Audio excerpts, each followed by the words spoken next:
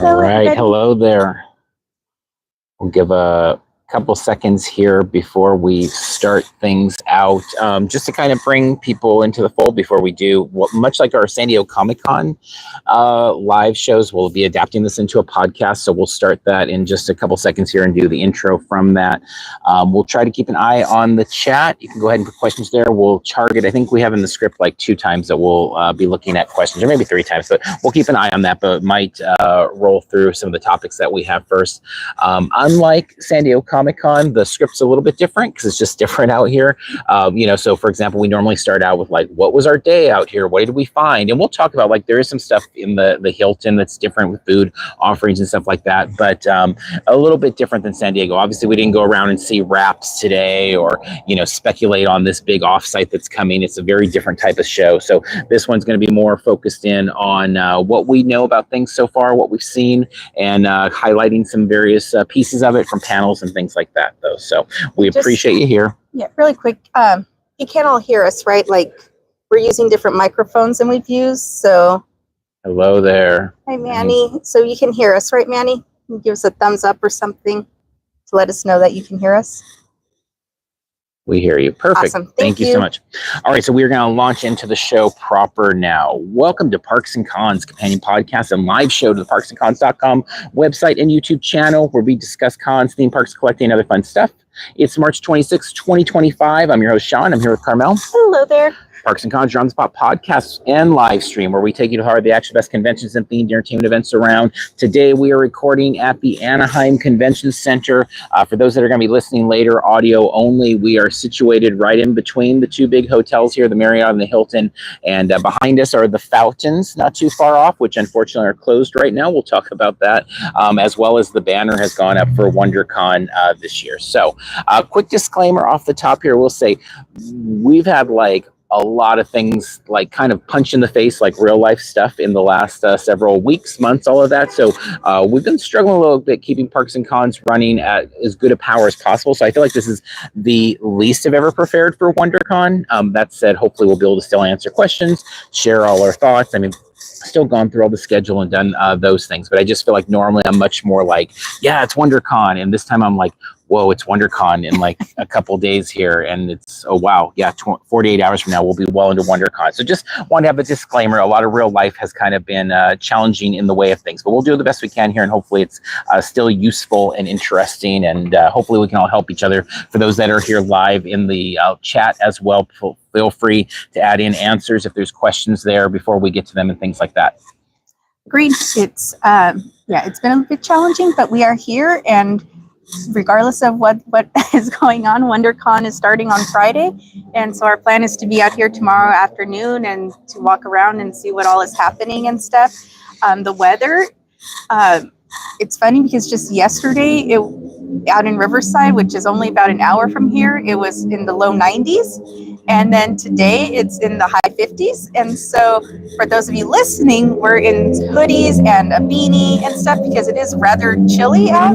Although for this weekend, it is supposed to get up to the high 60s. So it should be nice. I don't think I'll be needing the beanie and stuff for this weekend. But if you are coming out, I guess that's the first suggestion, and is always a suggestion, is to dress in layers when you go to a convention, because you may need that sweatshirt, that hoodie, inside or out. So yeah, 100%. So I guess let's hit on a couple of things just that we came across today, and then we'll get to like what we're excited for. And so as we arrived here, of course, the banner is up for longtime WonderCon fans. And we know some of you that'll be listening or watching have been going to WonderCon since the beginning, may have gone to them up in San Francisco, traveled with it to that 1 year in LA and all that. And others may be like, this is their first time checking it out. So one of the things we always kind of eagerly watch is when the banners go up, because much like at San Diego Comic-Con, you hope that there's like some promotional thing. You remember like a Wonder Woman or something like that, but it doesn't look like that's the case this year. It looks like last year, that it is just the WonderCon straight up banner. Still great to see it, but it doesn't look like there's any Hollywood promotion there, which there's sponsorship. Yeah, there's not a lot of Hollywood. I mean, there's some, but there's not, like the old days of the arena, and it was such a tradition to see like the new DC animated film on every year for, I think it was like 13 years or something like that. They have it. So it's been a little bit different the last few years, and it looks like it's going to kind of continue in that trend. Also, as I said, the fountains are still closed, and they are blocked off. You had mentioned that maybe that's just something they're doing now, like a new policy. Because normally when we come here on off days, like to film stuff like this, it's open. The water may be off, but it's all open and you can tell it's working. But that said, this, when we were here a few weeks ago to do the visual guide, it was all blocked off. It's blocked off the same way. It's dry as a bone. So I tend to think it's having issues. Now, it could still be fixed by Friday. I don't really know if the Anaheim Convention Center is really worried about having it fixed for Friday. I don't know if that's like on their list of major concerns, but we'll see. But I know for cosplayers, particularly for photos, that's a bit of a concern because it is a incredible backdrop. I mean, WonderCon's fountains with the big convention center behind it is one of like the best backdrops we have for cosplay photos here in Southern California. So we'll see. Such an iconic look. Yeah.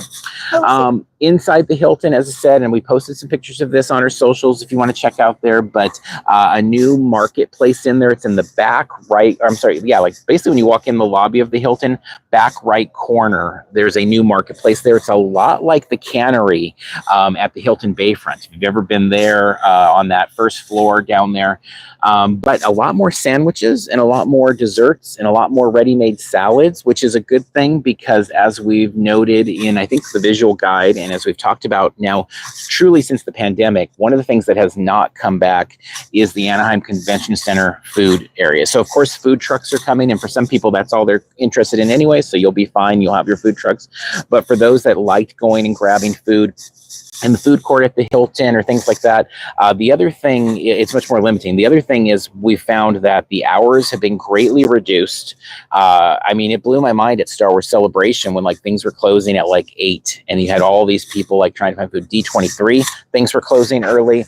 I don't think that we'll be surprised to see a lot of things closed early again for WonderCon. So if you are doing a late night panel, like on Friday, you know, if you're going to go do The Walking Dead at Dead City at 9 o'clock, you know, you don't be surprised if there's nothing, like literally nothing available afterwards. So, but the lobby's more open up. The food area, like there's less construction walls. It looks like there'll still be construction walls up if you're heading into the Hilton lobby, but definitely cleaner. And the Marriott has been pretty much standard. I think what you saw from the Marriott, if you were at WonderCon last year, it's probably pretty much the same pizza place, same bar, same kind of everything there. So anything, I don't think there's anything else that we found like new today, right, in these last hour here or whatever.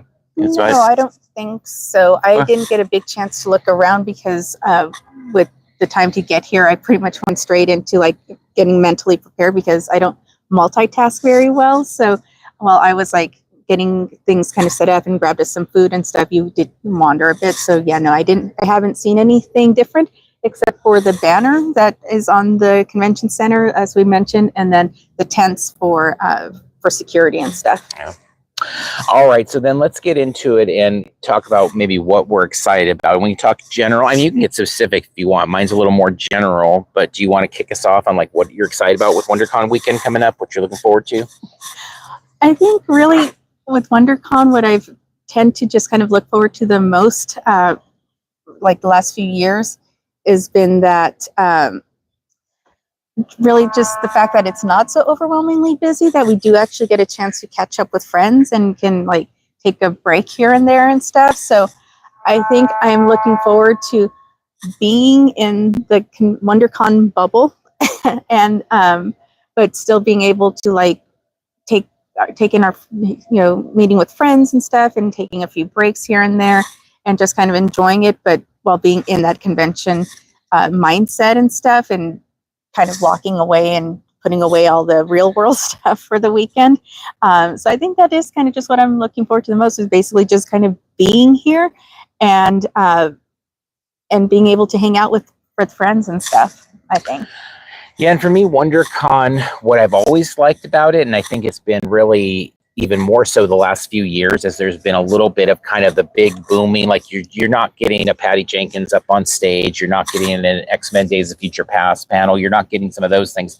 But what I've always loved about it is kind of the eclectic nature of it. I'm always surprised by some of the panels that show up here. I'm always surprised by some of the guests that comes up. So for me, a lot of what I love about it is the weird. Like there's just some weird stuff that happens. Surprise. So like, for example, one of my highlights of 2024, and for those that have listened to the show before, you know, I we talked about last year's WonderCon, and it was in December when we do our moments of the years for conventions.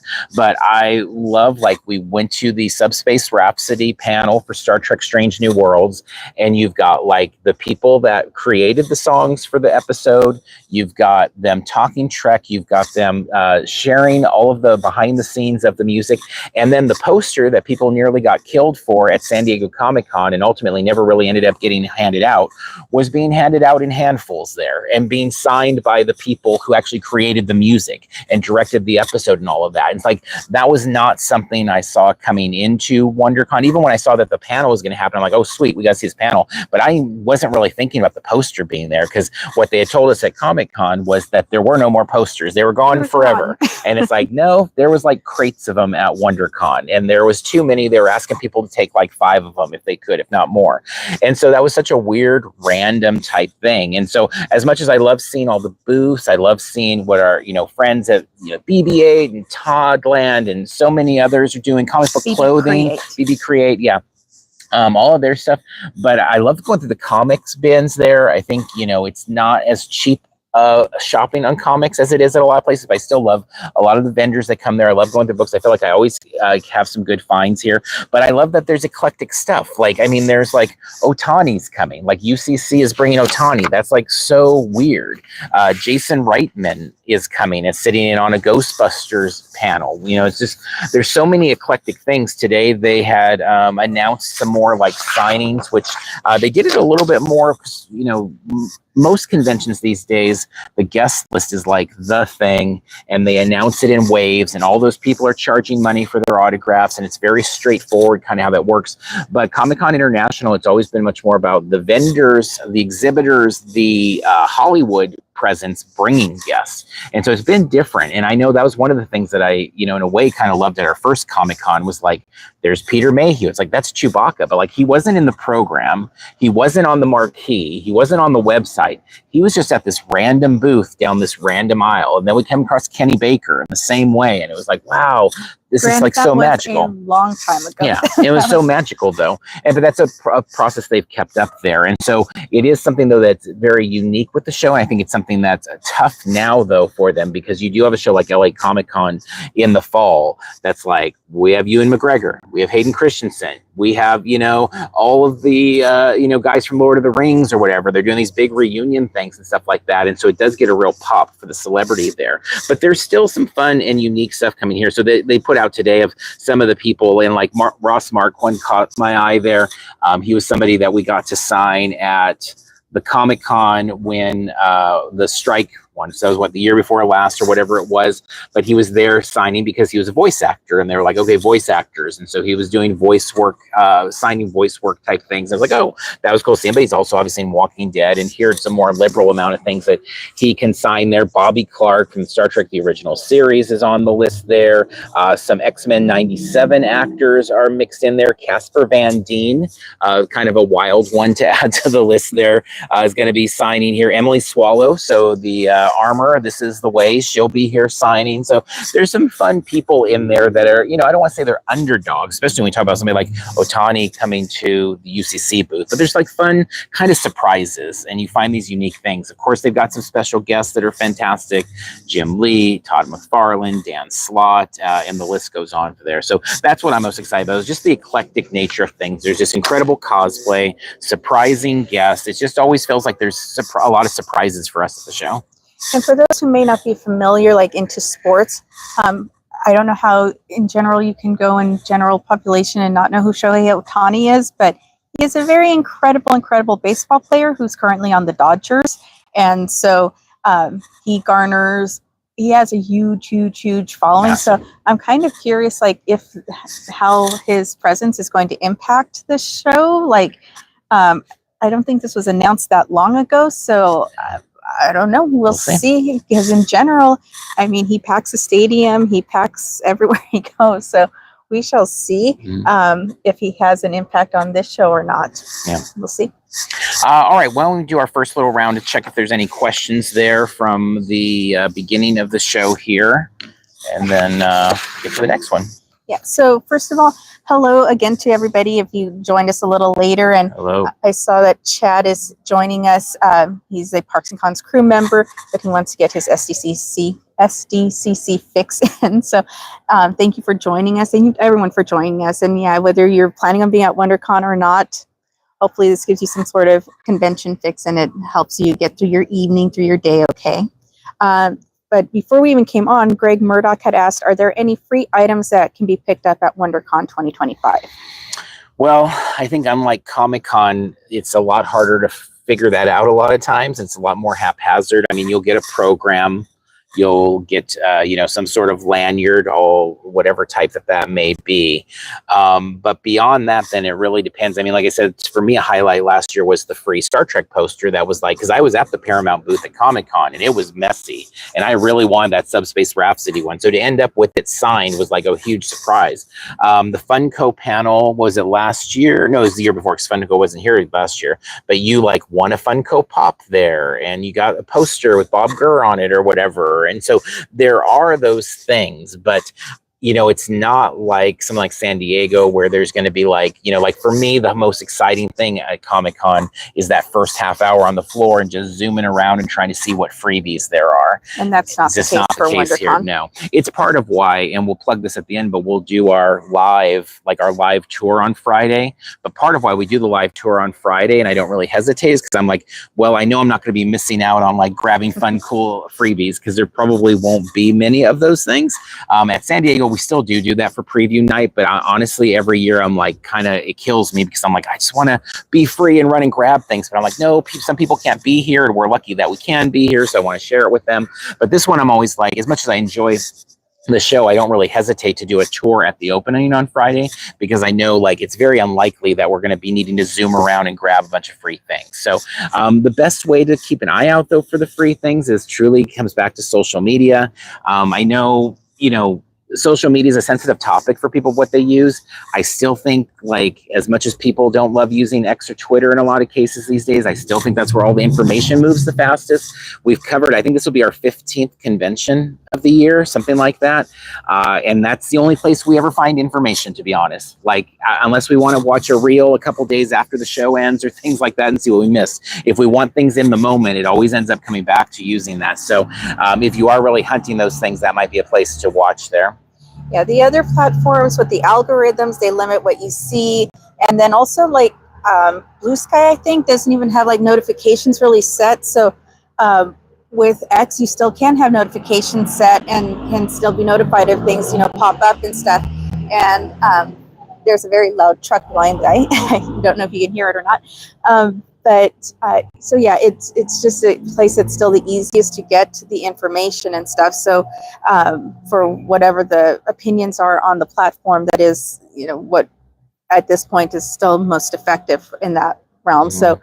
So yeah, there may be random giveaways here and there, and then definitely in panels. I think the Thrill Joy panel with Brian Mariotti is advertising that they are doing a lot of giveaways during that panel. So you're looking, just for freebies. The panels may be the place that you'll find some. Disguise last year had these awesome Sonic the Hedgehog figures, which was really fun at the exit, and that wasn't like advertised, if I recall. It was just kind of a fun surprise at the end. So, but yeah, we'll share those things as we find them for sure, if we do. And then Night Bodega is asking, if you win a lottery signing, do they charge for the autograph? I don't think so with these ones. I think that these ones are, at some places they are, yeah, but I believe here it's kind of traditional Comic-Con International, like if they're running those type of lottery things in this one. And normally in those cases, they also are supplying a poster or a print or a photo or something like that. Usually they won't sign things outside of that in most cases. I mean, your mileage can vary there on some of those, but yeah, normally you should not be paying on those ones.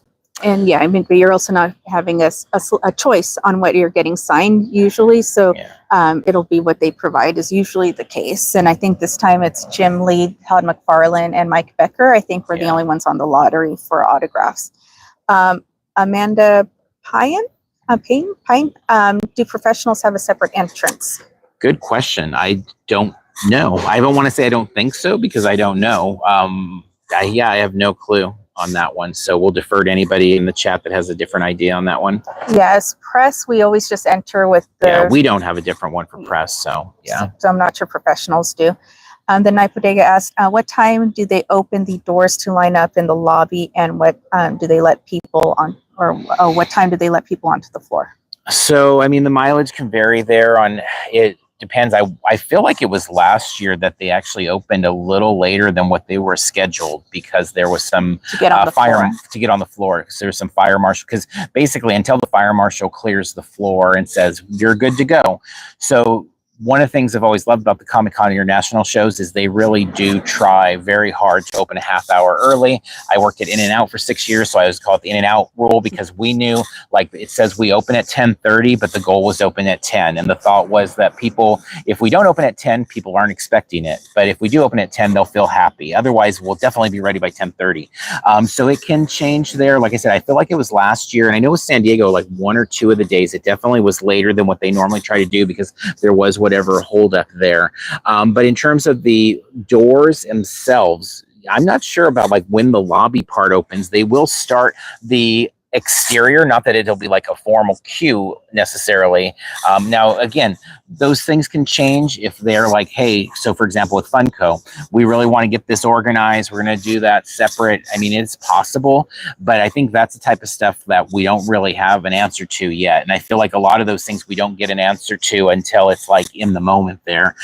So for us, like with each of the days, we usually try to be here about an hour and a half or so before the floor is opening. But we're also not normally like fighting for a major thing. For us, it's more like, okay, let's start getting pictures and things like that. We're not really trying to rope drop necessarily a booth or things like that here as much.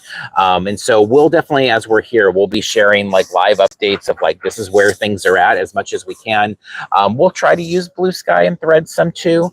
Definitely Instagram stories, definitely X, and we'll share like if we're seeing lines or things like that, we'll do the best we can. And also we'll repost you guys if you tag us on things as much as we can too.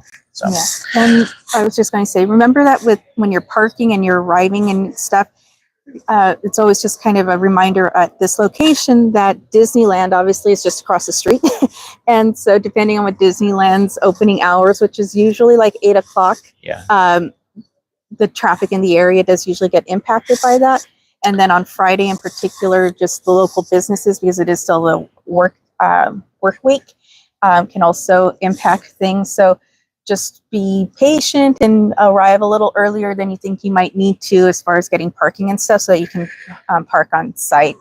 Yeah, and we talked parking options in the visual guide that's up on our channel there. So if you have more questions on that, you can listen there. But yeah, I would say the Disneyland impact is a really important one because it's really not even just about open, though. It's all day long. I mean, we've gotten out here at like 1 in the afternoon on a Saturday to go to Disneyland, and every parking is like capped. The Toy Story parking lot behind our camera here is at capacity.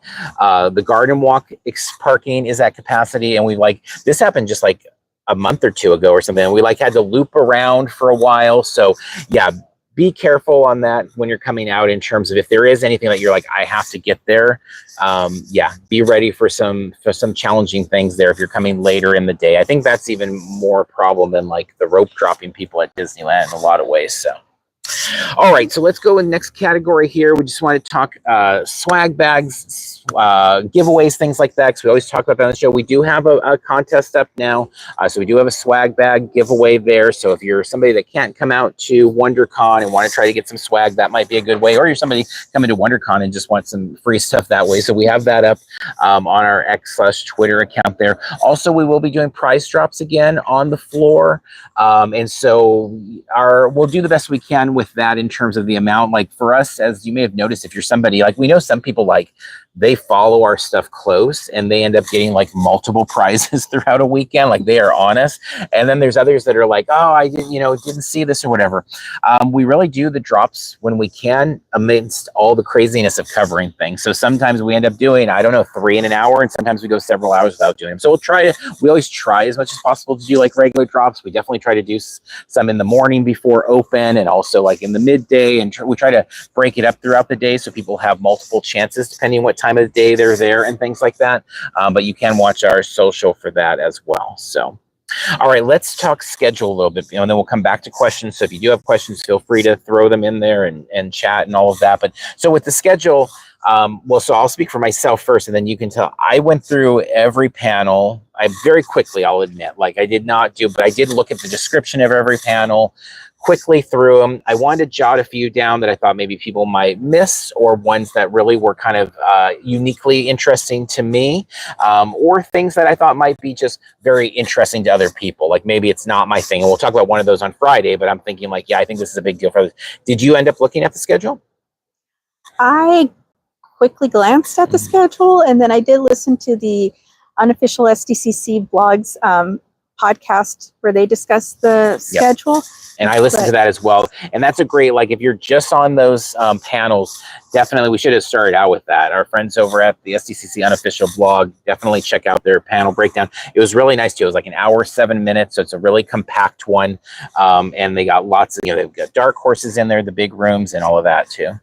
Yeah, so that's kind of the extent. I haven't definitely laid out a schedule or anything that I'm like planning to follow yet as far as the panels go, but what stood out to you? Yeah. All right, so what I did is I just put them in order from time, and so it's not broken down by rooms. I'll tell what room they're in, but I just kind of ones that jumped out there. So on Friday, starting out 1:30, Mondo Toy Talk Live. I thought that was interesting just because Mondo has become a bigger and bigger presence in toys, more on the higher end toys. Too high end for me, honestly. I haven't bought anything from them, but like at Avengers Reserve over at Downtown Disney, they have a bunch of those figures on display, and they have some really cool stuff there. So there's a lot of times really great toy reveals at WonderCon, I feel like. Last year, Hasbro was here and had some cool stuff. They unfortunately are not returning, but Mondo's one kind of kicking off the day, or in the earlier part of the day. Dan Slott has a spotlight. If you're not familiar with Dan Slott, he is like the guy behind the Spider-Verse. So if you liked that film, if you like that idea, he's done so much to contribute to the mythology of Spider-Man. He is kind of the Spider-Man writer now after writing so many issues. So he has a spotlight at 3. He's one of the special guests. He'll be signing as well as one of those. 3:30, oh, that's in 207, I should say.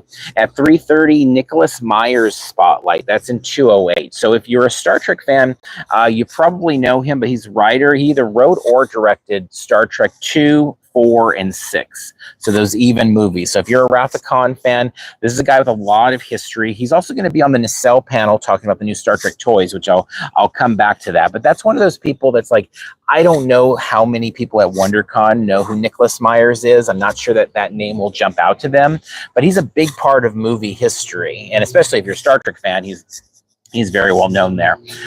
4 o'clock in 200A, McFarlane Toys. And then there's a McFarlane Spotlight after that. So 200A back to back. That's one of those bigger rooms there. But McFarlane Toys, they revealed a lot of things last year. And Todd McFarlane is a lot of fun to listen to. If you've never heard Todd McFarlane speak, he's very energetic. He's very energetic. Passionate. He's very blunt. Yeah.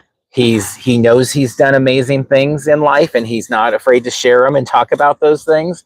And he's just fun. He's fun. He's a lot of fun. And so it's so different than like a lot of panel. Like if you have Hasbro, I don't want to say it's stern or anything, but it's a little bit more business. And with him, it feels like this is a fan talking to fans. It's just this fan helped create Venom, and has done all this incredible art that's prolific, and also runs the massive toy company and all of that. But yeah, so he has back-to-back panels there. He's a special guest. He is signing like nonstop this week. He's like signing or paneling, like he's kind of carrying WonderCon on his back there. So if you've ever looked for an opportunity to meet Todd McFarlane, this seems like it is like the weekend to do it. And seeing him in a panel in 200A might be a good option for that. I talked earlier about Disguise last year, had a really good panel. They had their Simpson toys they were sharing. They basically, it's a team of, it's Jakks Pacific, so the toy side, and the Disguise costumes. So like for us doing a lot of Halloween stuff, it was neat because we were seeing like Halloween costume reveals at the same time as different toy reveals. And so Sonic and Simpsons were big focuses last year. But that to me was like being a toy fan and a Halloween fan. That was like a perfect fit for me. And I had never been to a panel for either of those companies, and now they're consolidated in there. And so I really ended up enjoying them. Like I said, everybody got action figures on the way out, which was a lot of fun. At 6 p.m., Derek Robertson's Spotlight. That's in room 209. And so Derek Robertson, I think, I mean, it's called Spotlight, from Space Beaver to New Warriors to Transmetropolitan to The Boys. He's an Eisner Award nominee. I think The Boys is the part that really, because I mean, The Boys is obviously very popular. It's a big time show on Amazon, and he's one of the people that was behind so much of that, like creating that universe. And it's a big, messy, oftentimes, universe of it. So hearing him talk, I think that's a really nice way to potentially end your day at 6 o'clock and go grab dinner. That said, for me, my panel that I'm most excited about for the entire weekend is at 6:30 on Friday night in North 200A, and it's Shudder's Clown in a Cornfield. So Clown in a Cornfield, it is a horror movie. People that have seen it, I believe it debuted back at Sundance, maybe, or maybe South by Southwest, but whatever it is, I know people were pretty excited about it. The name itself, Clown in a Cornfield, is a fun, scary one. I believe it is, if I understand correctly, a YA book series that it's based off of. I cannot wait to see that panel. I can't wait to see that movie. So I'm really excited about that one. Perry Nemiroff, we've seen her moderate a number of times from Collider, is there. She always does a good job. She's a big time horror fan. So all the ingredients are there. Shudder, very successful book, well-reviewed, early release movie. Perry, it sounds like that could be a really cool one. So that's kind of my panel of the weekend in a lot of ways.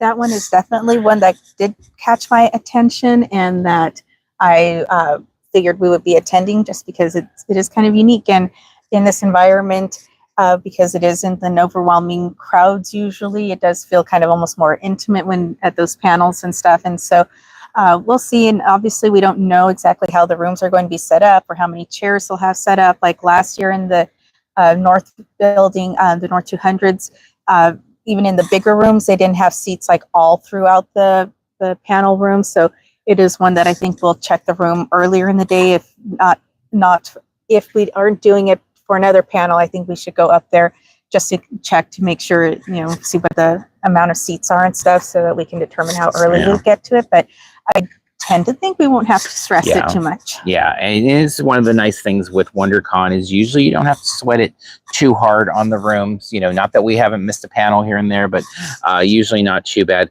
I should say too, for our live people, please feel free to throw in the chat panels that you're looking forward to, panels that you think might be underdogs or dark horses. I mean, also you may not want to if you're afraid the seats are going to fill up, but please feel free to share there too, and we'll keep an eye out for that.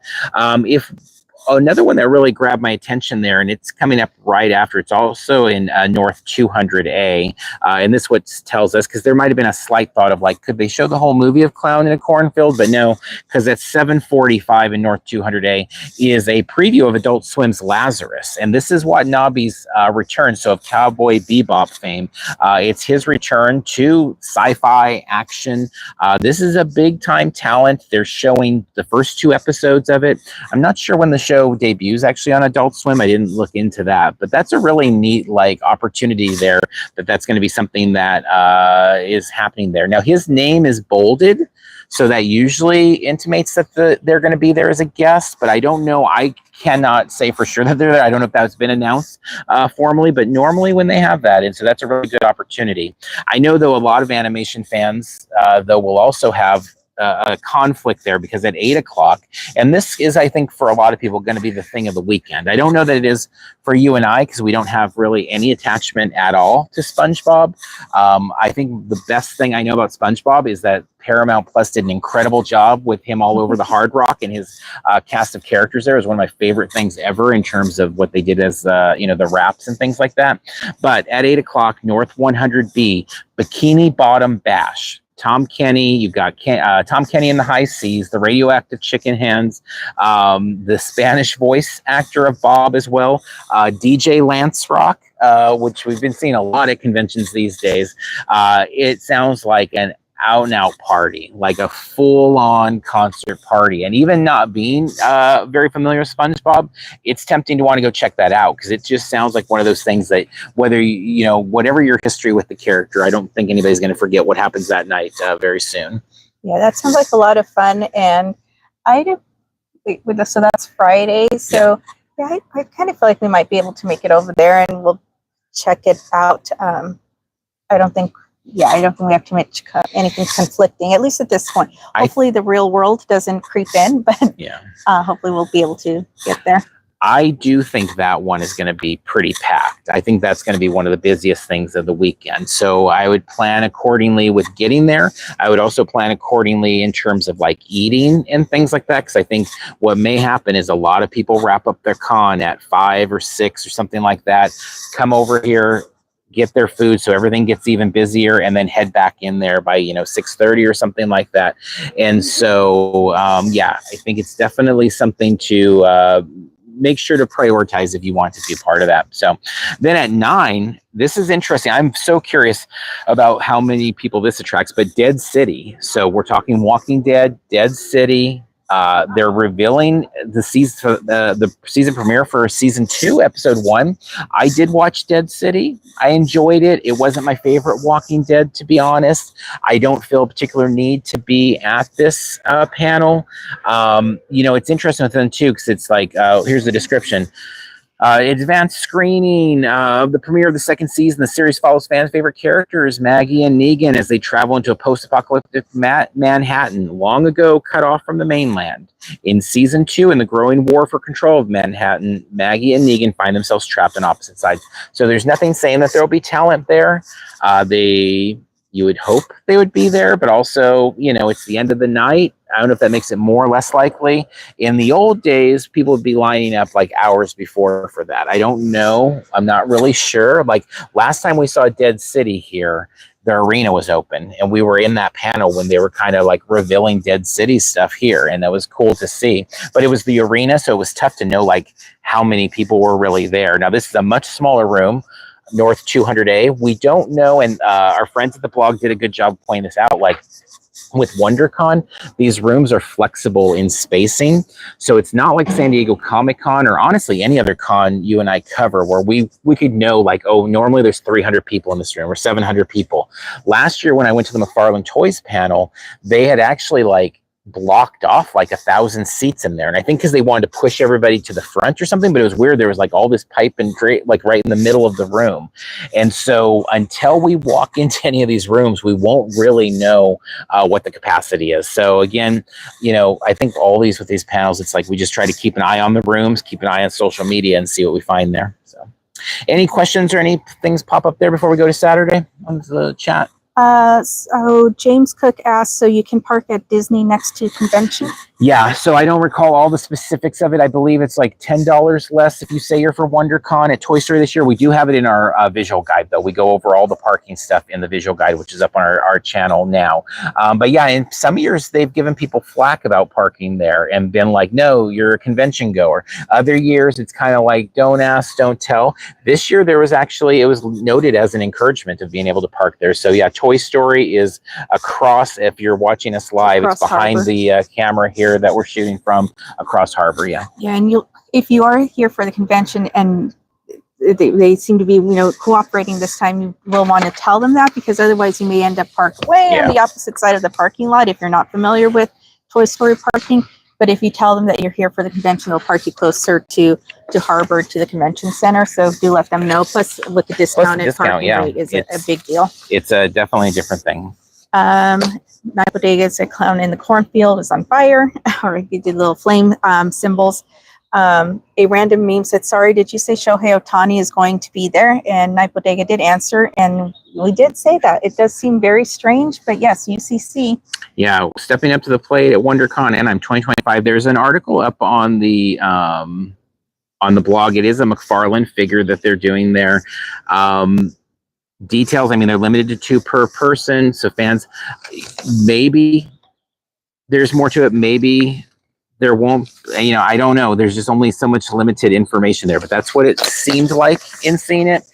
Maybe they're using that term, bringing Ohtani, liberally, and like, hey, we're bringing in the figures.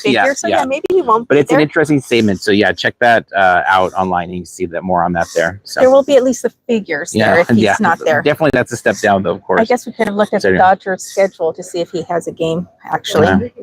Anyways, so maybe. but his figures will be there at least. And I think back to this. Okay. Yeah. Okay. So Saturday, 10 a.m.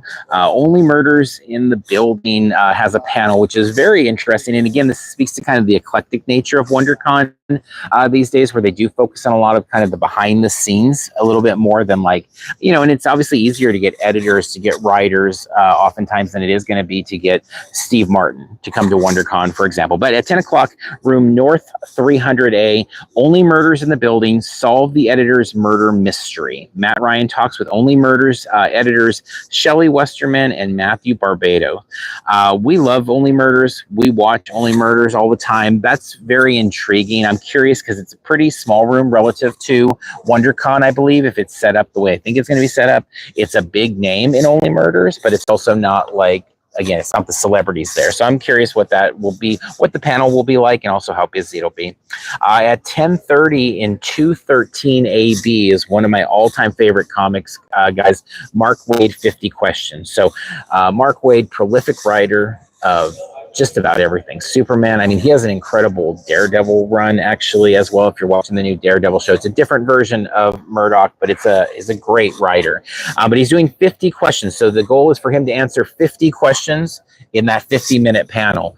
And Mark Waid is like the ultimate encyclopedia of comic history. Like, he knows comic history like no one I've ever seen.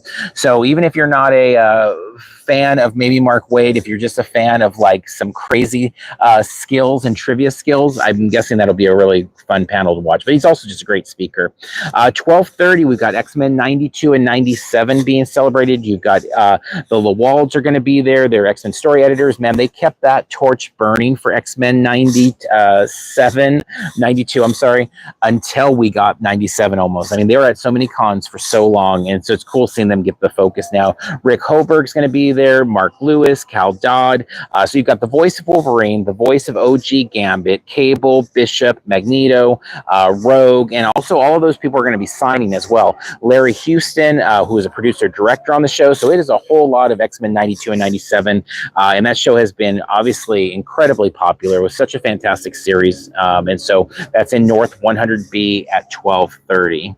And we have seen several of those people on panels before.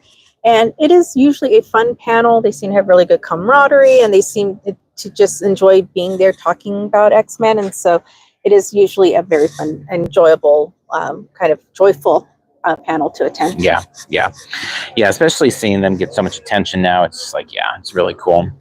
In North 200A, the rooms comes up a lot. North 200A, 12:45, Invincible.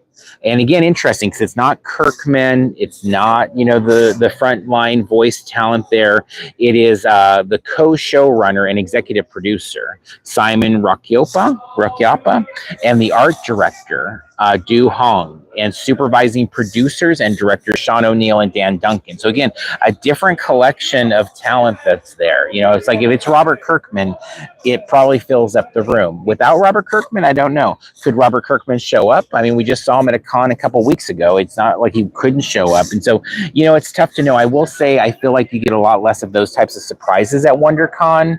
It's not often that we're in another side of the convention center and we hear there's this big surprise. So probably we can take these panels for face value. And honestly, extending that to the question about Otani, I mean, what they've posted in these, like, coming there, like, it does feel like, I think maybe it is just the figure now, thinking more on it, because it felt very much like, oh, it's going to show you, but maybe that surprise isn't going to be part of it.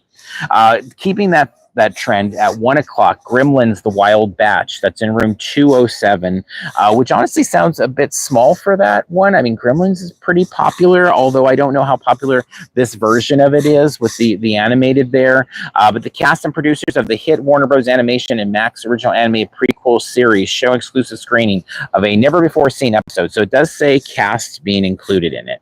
And so that probably brings a little bit more. As we know, as much as we love, and I'll talk about somebody behind the scenes that I love a lot in a minute here. At the end of the day, it's really the celebrity that makes these panels really pop. So at 1:45 in North 100B, you have Mark Waid and Dan Slott coming together on Superman. So we talked about Dan Slott. He is doing a Superman run this summer to coordinate with the new Superman film coming out. Mark Waid is like the ultimate authority on Superman. That is a fascinating panel. If you want to do a deep dive on Superman and really kind of know what he's all about, if you're maybe not been a fan, maybe you've not read the comics, but you were curious about the movie, that could be a really fun one. That's in 145 in North 100B. Yeah, and those two, obviously, it's their career to be great storytellers, but having, I think we've seen panels or podcasts or something and heard them speak, and they are, great storytellers, and they're fun to listen to, and they have a huge breadth of experience in their lifetimes and stuff, and so they are enjoyable to hear speak on the things that they care about. So yeah. Another panel that I know I'm really excited about, although we've seen this person speak before, but Ronald D. Moore is getting a spotlight in North 200A. And Ronald D. Moore, if you're a sci-fi fan, you probably know the name. If you're not maybe as clear on like the behind the scenes though, this is like Battlestar Galactica for all mankind. Like right now, For All Mankind, like one of my favorite shows that's been out the last few years. Deep Space Nine, just like he is like sci-fi gold. And we've seen him at creation shows. We saw him last summer in Vegas in a room that was kind of like part lounge, part panel room.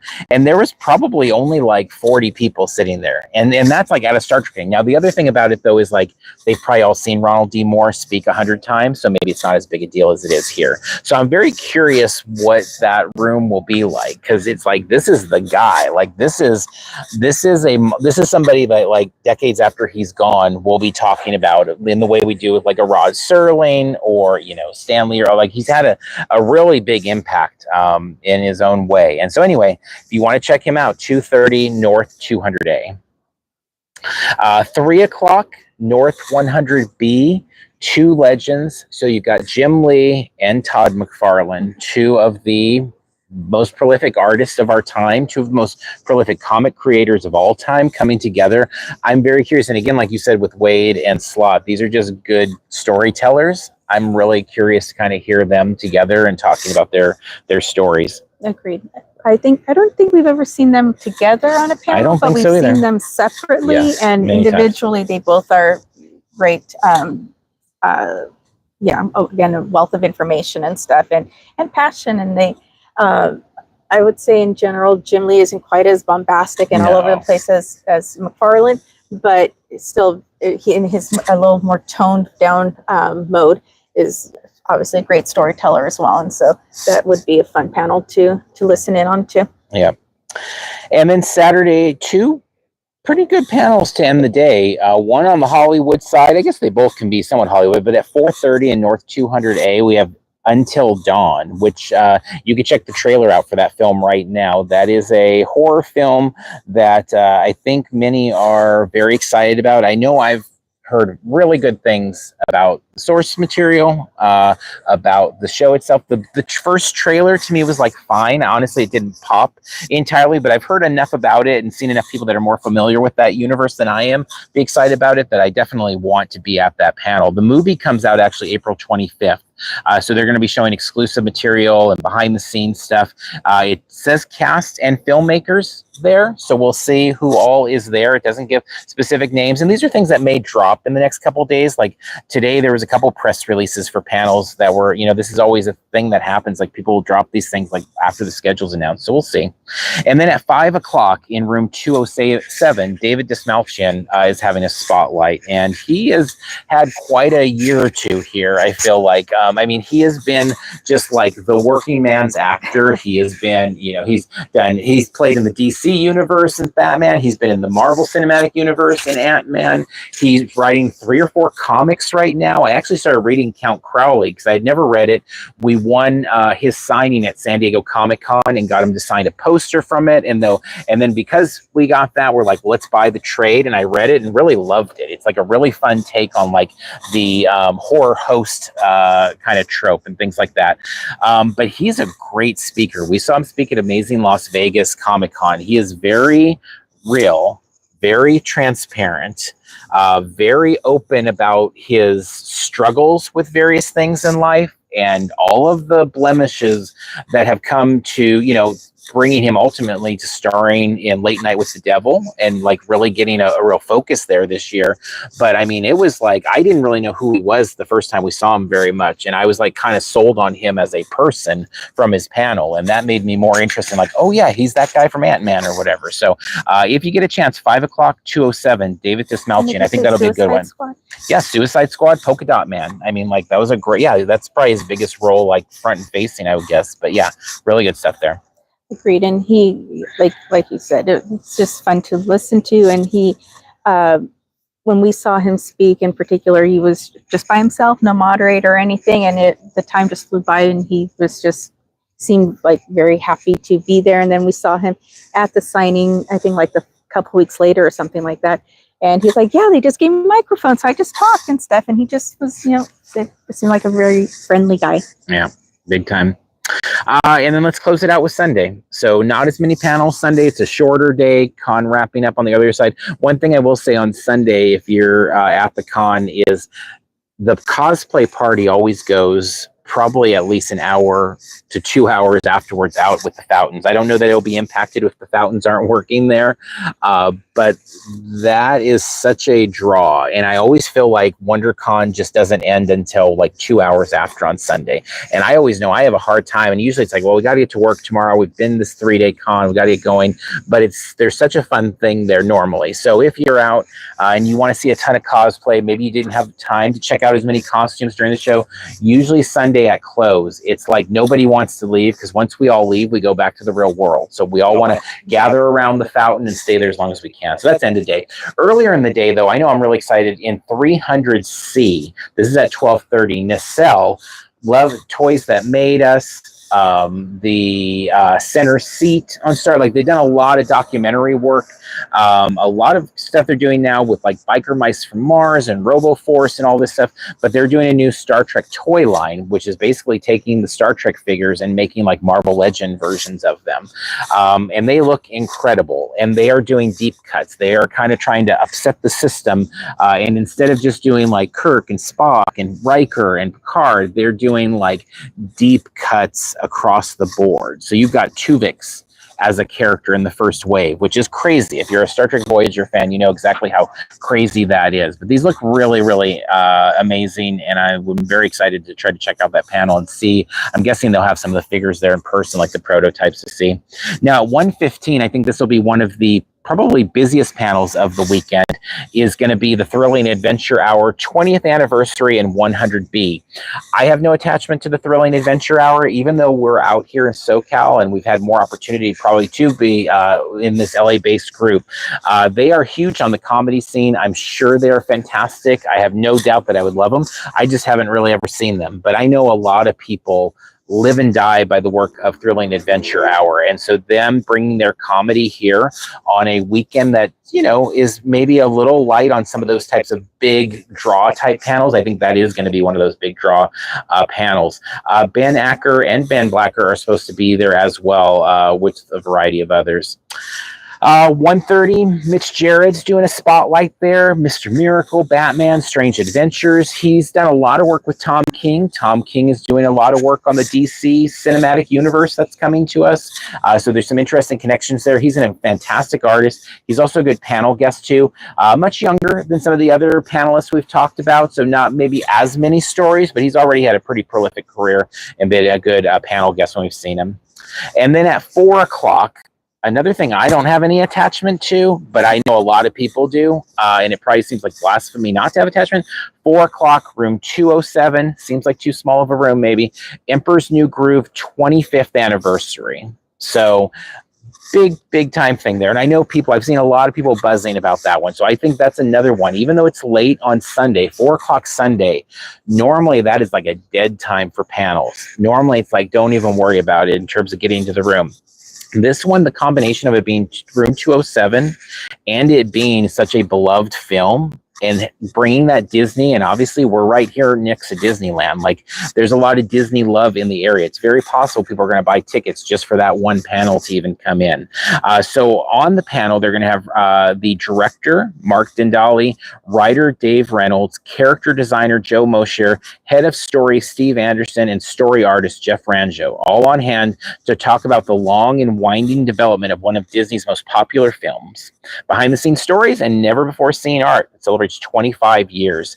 And this one, I know I did not realize it had such a long winding history. I only knew that because James talked about it on the blog podcast. And I thought, I am interested in that and like what the story is behind that. I don't think I'm interested enough to take someone's seat. I also have a really tough time being in a panel room when a convention closes. I really can't. I don't like being in a panel room when a convention opens or closes. I feel like I need to be on the floor. Like that's where the place of the people for me or whatever. So I got to be on the floor. So I don't know that I'd be seeing it. I don't know, even if it was the 25th anniversary of something I'm really into, it's tough for me, but I do think that's going to be a popular panel. And I think it's a really exciting one. And also kudos to the programming people behind the scenes of like scheduling. Like when you schedule those things later in the day and on Sundays and stuff, it's really a good thing for a show. It's usually good for vendors and exhibitors because it doesn't have people cutting the show so early. So you're having like must-see TV basically on late on Sunday, which is going to keep people there longer and hopefully help our exhibitor friends on the floor do a little bit more selling of their wares. So definitely, hopefully. Yeah, and for you, if you could spend every minute of every convention on the floor, on the exhibit floor, you would. So yeah, if any panels that can pull you from the floor or something. And yeah, 4 o'clock for that type of panel, I don't think, yeah, you'll definitely be on the floor, not in a panel room. Mm-hmm. Questions? Yeah, go for questions. Let's see. So Jay Brown asks, what parking lot do you suggest to park? Lot 1, 2, 4, or 5? And is there a street or direction you should come from to get into a parking structure? Thanks. That's a good question, because you would want, I'm not good with like north and south and all of those things, honestly, but you would want to be coming from, for you can maybe describe this better, but you would want to be coming from kind of the Mickey and Friends side of the building, because the lots open, that way you don't have to U-turn. Well, it depends on, the question is specifically which of the lot, lots. Yeah. And I don't think any of the lots at the convention center are bad. They're all pretty good. So, and we can extend that too, and not that they'll be open for, because that can't be hit and miss, but the Hilton and the Marriott parking, which will be more money, so you wouldn't park there anyway. Like if you were like, hey, please no object, and I get here late and I'm okay, like they're like the best parking, because you can just walk right under. It's where we're parked now as we're doing this, and it's like, but it's pricey. Like we're gonna end up spending like $25 to record this little video here. I think the Hilton, the sign said for day parking, it's a max of $44, and I don't know if they adjusted for convention time, but places like the Hilton or the Marriott can be weird about parking there for a convention if you're not staying at the hotel. So us taking those two out of the equation, I think anywhere at the convention center is fine. Personally, I kind of like the parking that is off Transit Plaza, which if you're watching the show, it's on my right shoulder back that way. I don't remember the exact street, the main street of what it's called, but I like that one, but it is a much smaller structure, so it can fill up. And but I like that it's kind of tucked away more in that corner, and I'm not getting as much traffic of like Harbor and Disney and stuff, because it's kind of in that back area. But it is smaller and it does fill up quickly. So I think I would generally suggest just following the signs, because they also do kind of a lot of convention centers, depending, will kind of like only open up certain structures at a time, and then as they fill up or as things move on, then they switch. So I think I would generally just follow the signs, but any of the convention center parking is not that far, and depending on where you're going to be spending your day may make more sense than another. And the parking price at the convention center is probably the best price you're going to find in the area. We put those in the visual guide. I don't recall the exact breakdown of the prices here, but they are all in the visual guide there if interested. And then Giovanni Estrada said Garden Walk is not that far either. Yep. Agreed. So yeah, I mean, there's lots of parking options, but as far as the best one, it really is going to depend on, the best is going to be the one that's open when you arrive, and stuff. And so anywhere at the convention center, like I said, I think is good. Yeah. Yeah. This is a convention center that's not, the parking is pretty well planned out. I mean, there's some convention centers we go to where there's some like long walks, but here, yeah, for the most part, it's not too bad the way it's all laid out there. And then Night Bodega pointed out that it is an Otani collectible figure at UCC. It's $39.99. Yeah, And so the title on the post here is UCC is bringing LA Dodgers phenom Shohei Ohtani to WonderCon as an exclusive. So yeah, the figure there, and it'd be a neat surprise if there's more to it than that. But yeah, that probably gives, that's what we know now. Yeah, yeah. And again, like I mean, like there have been those surprises at here, and it's part of what we love about definitely Comic-Con, but also WonderCon. But I do feel like kind of where the show's at the last couple years, there's been a little bit less of those surprises. It's just kind of been the nature of things here still. So it's still so much fun to be had, but definitely a little bit less on that surprise factor. But who knows? This could be a different year, and obviously it would surprise us that much more it is. And it'll be exciting if we are finding those surprises and sharing it with people out there in real time. So. Yeah, so and like we said, we getting here, we've had a lot of other stuff in the real world happening, and so we're kind of processing information as quickly as we can and stuff. And so follow us on social, like we said, and as we will be here tomorrow, and we'll get a sense for like what things are looking like, and then Friday as we experience stuff, we'll be posting and sharing and that type of stuff. So for the real time stuff. Yep. So last couple things here, go watch it category. And normally as it's Comic-Con, when we do this, it's like this long list of all these videos. We don't have all those videos. So we do have the visual guide. So it's one pretty brief video there. So if you want to get caught up on all of our YouTube coverage there, it's that one video. But there will be another one coming Friday. So as we said, there'll be a live from the floor, and then we'll see from there. Last year we did a few videos from the Farland panel. I think a couple of the other panels as well. So we'll see kind of where the weekend goes and what seems to be things that we think the audience may be interested in. We will be back in terms of the YouTube. On the podcast side, we'll be back like a couple days from now, because we're putting out podcasts like every 4 or 5 days a lot of the times. Lots of stuff there. For those on the YouTube side of things live there, we will have lots of videos throughout this next few months here as we ramp up to Comic-Con. But in terms of our live shows, we'll start those regularly again, probably in early June. I mean, actually, if you want to let us know when you like those shows to start, because we know some people are like, yeah, let's start those things as early as possible, and some are like, well, let's wait till more things are announced. But we will definitely consider that, because we've been talking about like, when do we want to start that? When do we want to start? Because we like, once we start going down there, to try to be consistent about a schedule and try to make it, something that we can kind of rely on. So, but we will be back. That's the plan for San Diego Comic-Con lives as we come into the summer. And of course, we're super excited about all things Comic-Con, and so we'll share more as we get to that. So. All right, that said, we want to thank our Parks and Cons crew so much, all of those of you that support us on Patreon. We cannot thank you enough. It does mean the world. We hope you enjoy the bonus content there. And also, we have some fun stuff coming in the months ahead. Of course, we'll have our preview night tour once again at San Diego Comic-Con. We've got a few other events, including our 100 Days to San Diego Comic-Con coming up very quickly here with our virtual tour next month there. We also appreciate anybody that sends in donations via our PayPal donation link. You can find all of these things at parksandcons.com. If you've not already done so, please give this video a like or leave us a review if you are listening to the podcast.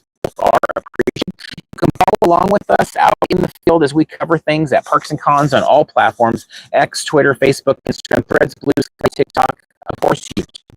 Wrapping up here from the Anaheim Convention Center, the home of WonderCon 2025. We'll see you in line somewhere.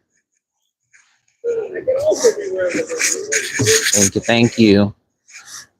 Thank you, Manny. Have a great night, guys.